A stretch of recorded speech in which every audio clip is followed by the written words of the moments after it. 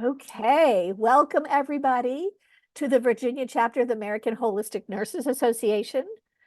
My name is Ann Cowper, and Teresa Fadley is here, and together we lead the group for any nurse in Virginia who is interested in holistic nursing, especially those who are members. And with that, hello, Teresa, how are you? I'm doing great. It's good to be here. And I, as well, want to say welcome to all of you.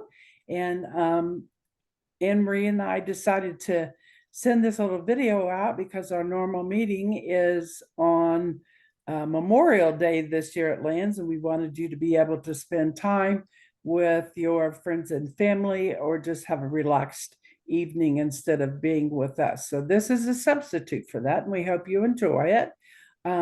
One of the things that I do want to announce is that during the month of May, AHNA is offering for people who have never been members of AHNA to join, and they get a discount of $25. Now, there is a code for that. So if you know someone that wants to join, or if you are someone that doesn't belong to HNA already, then you can join. So there is a code for that, and you also get a 2.2 free contact hour when you join as a promotion. So give one of us a call, or you could call us, but send us an email and we'll get that code back to you so that you can join by the end of May. So hopefully this is going to increase our membership, and so that we can spread out information and help people learn more about HNA and being a holistic nurse. Yeah, it is the future of nursing. So normally the membership is $125. So with the $25 discount, that will make it 100. If you're a student, can you speak? Do you know the numbers for a student or senior? It's a lot less, I can tell you that. And also they have an elder membership, and that's for people who have gone beyond the age of 65, I believe, but the website will tell you that as well, or we'll find out for If you you if you're send us an email, interested. yeah. We'll send it back to you. All right. And the only difference in that is that you do not get a printed copy as an elder member of the Journal of Holistic Nursing, but we are moving to have that online, and it is available now. So you can read that online with the journal when it comes out. Great. So All that's right. it. Yeah. With that, happy Nurses Week, happy Nurses Month, I think. Yeah, it is Nurses And Month. we always celebrate Florence Nightingale. There are many nurse leaders who have been influential, but I think going back, Florence Nightingale is one of the original as she developed the hospital system and nursing schools, etc. And so what we want to do first is play a wonderful video. Uh, do, do you want to share that, Yeah, I Teresa? need to Going to there do we go. technology. Those of you who know Yep, us know that we we struck. struggle. Okay. Are we ready? Ready. Can you see okay? Yep. All right, here we go. Oh, let me say this. I'm so sorry. I need to introduce. This is Lori Loggeman. She is a chapter leader of the Western New York H&A chapter. And we've played this before for Nurses Week, but we've got a lot of people that probably haven't seen it. And she does such a wonderful job. And so we decided to share this with you again. Greetings to all the Virginia holistic nurses. I want to take this time to celebrate you. As you know, the World Health Organization has declared this the Year of the Nurse once again. What an honor for our wonderful profession. And the American Nurses Association has declared the whole month of May as Nurses Month to celebrate you. for all the compassion, all the caring, and the vision you have. As you know, I predicted that the nurses of today would be the change makers, that they would follow in my footsteps to be the visionaries. And the Holistic Nurses Association and all the holistic nurses are making me so proud, because I can see them out there caring, being present, following one of the greatest things I said, that in order for patients to get well, we have to help them be in the best possible position to get well. I was also known as the lady with the lamp, so that I brought that light to the patients. And as holistic nurses, you continue to do that. And I want to take this time to say thank you for all you are doing to the profession. And remember, if someone calls you an angel and tells you how wonderful you are, do not brush it off, because you truly are amazing. And as a holistic nurse, I am especially proud that you take the time to care for yourself and make self-care a priority, so you can therefore care for others. I want to take this time again to say thank you, and I honor you, all the Virginia holistic nurses.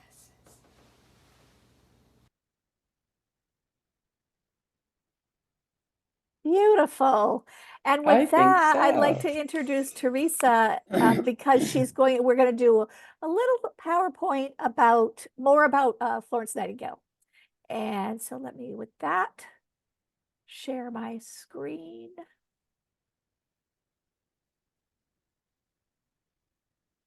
This was taken from a talk that I gave at one of our chapter meetings, but it was early on, so you may not have seen this, but I think it's important that we listen to Florence Nightingale and learn more about her. She is considered the first holistic nurse because of the work that she did. And I also want to acknowledge Barbie Dossi, who was one of the founders of the American Holistic Nursing Association. And she is considered one of the experts in Florence Nightingale and the work that she's done. And Florence Nightingale felt as though nursing is an art as well as a science, and that if it's made to be an art, it requires as exclusive a devotion, as hard a preparation as many painters or sculptors' work. For what is the having to do with dead canvas or cold marble, compared with having to do with the living spirit, the temple of God's spirit? It is one of the fine arts. I had almost said the finest of arts. Florence Nightingale made that statement in 1868, and she was a powerful woman. Okay, next. Okay. Hang in there. Okay. Okay, a little bit about Florence Nightingale. She was born on May the 12th, 1890, in Florence, Italy, and we honor her birthday every day as the Nurses' Day on May the 12th. And the reason that she was named Florence is because she was born in Florence, Italy. She was born into a wealthy and sophisticated family from England. They went on to move and settle there. She began writing at a very young age of 7, which at that time she was already well beyond her years. She was educated at home by her father in multiple languages, and then she went on to have formal education at Cambridge University. She had an early call to do God's work with a strong instinct for nursing. And then she also at that time began to nurse the poor. She could see that that's who needed her the most. So while struggling to find her career path, she realized a new kind of nurse was needed. formal education. They needed to learn about hygiene. And in Germany, she went for observation and informal training. And most of her knowledge was gained while she was in Europe on healthcare in hospitals and constructions of hospitals. These hospitals contacted her and had her advise them on the best way to build their healthcare systems in hospitals at that time. But a lot of her leadership was done at the Barrack Hospital in Turkey, and it was done during the Crimean War. And that led to the formation of royal commissions. And one of the things that Barbie Dossi did in her research about Florence Nightingale was she traveled to Turkey and went to a lot of the historic places in the Barrack Hospital to learn more about what Florence Nightingale had learned and often wrote about. So the other thing is about Florence Nightingale that we really need to focus on is that she really truly pioneered the role of nurse superintendent while she was at Barrack Hospital. So she not only gave advice on hospitals, but she also became one of the superintendents of the hospital so that she could help bring in her thoughts and her ideas on what we now refer to as holistic nursing. But this is the nursing that she felt was needed the most. While at the hospital, she also nursed the most critical patients, and she, at that time, published her first work, Notes on Hospitals. And this is the information that she had given and gathered while working as a superintendent in the hospital.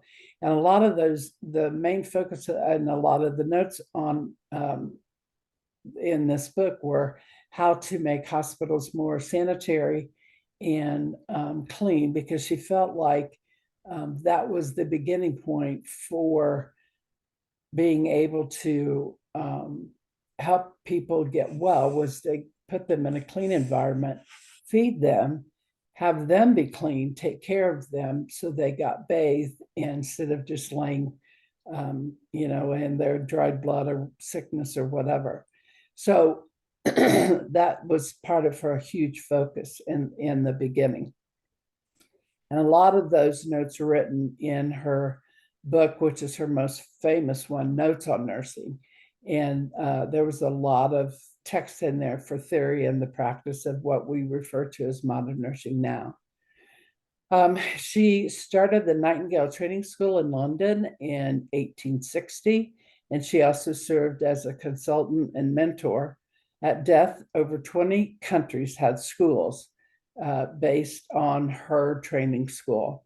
And also there were 1,000 at that time in the United States. As an avid writer, she authored 100 books and documents, thousands of letters, formed the largest private collection in the London Library. She's also notable for her formal letters to her nurses. She focused on moral training and specific components on art and science of nursing. And I think it's interesting that we still are focusing on the training and specific components of the art and science of nursing. Also in the letters, you see many phrases we use in our holistic practices today. Next. Is that the last one? That's the one we just did. That was the last one. That's the last one. Yeah. So Barbie Dossi also was known for, because Florence Nightingale was from England, that made her an Anglican. And so that's the Episcopal Church here in the United States. And she worked very, very hard with the Episcopal Church. And Florence Nightingale is now listed in the Feast of Days and Latter Saints. And so she, the church recognizes her and put her in this book. And on her birthday, there's a prayer that is said for her. and on May the 12th in Episcopal churches. Thank you, Teresa. That was fantastic. Oh, you're welcome. It's good to always share about Florence Nightingale. Yes. She was ill the last many years, and before she died, she had some type of a muscular disorder, and so she was bedridden, and so that's where she had time to do all of her writings. And she was one of the early nurses that was dependent on using statistics and formulating theories around those numbers for modern nursing. And we still use that information to this day. So thank you for listening. Thank you. Do we have any other announcements before we sign off? I don't think so, other than just Okay. reminder that the June the 3rd through the 8th is our H&A conference. You can still attend and pay for the conference when you arrive. However, we are developing a virtual conference, and it won't be all of the speakers that are in the actual site in Rochester, Minnesota. We're going to be at the Mayo Clinic in their convention center in Rochester. And so there is an opportunity to hear part of the conference virtual, and that'll start in July. You'll be able to attend Great. that. Still get your CEs as well for that. That's right. You get a lot of CEs for that. Yeah. So we will not be meeting in May. We will be Right. meeting next in June, and then we'll take Mhm. a summer break and start again in September. Please remember that if you sign up for the American Holistic Nurses Association this month in May with the discount, Mhm. you can give the association a try. You'll get a lot of information that is relevant and efficacious, and you'll get to meet with us, which of course you can do that. Anyway, we welcome all nurses to our group once a month. Right. Thank you all so much. Thank you, and happy Nurses Week. And Sunday, please take a moment at noon your time to thank Florence Nightingale and just take a moment to set aside for holistic nursing.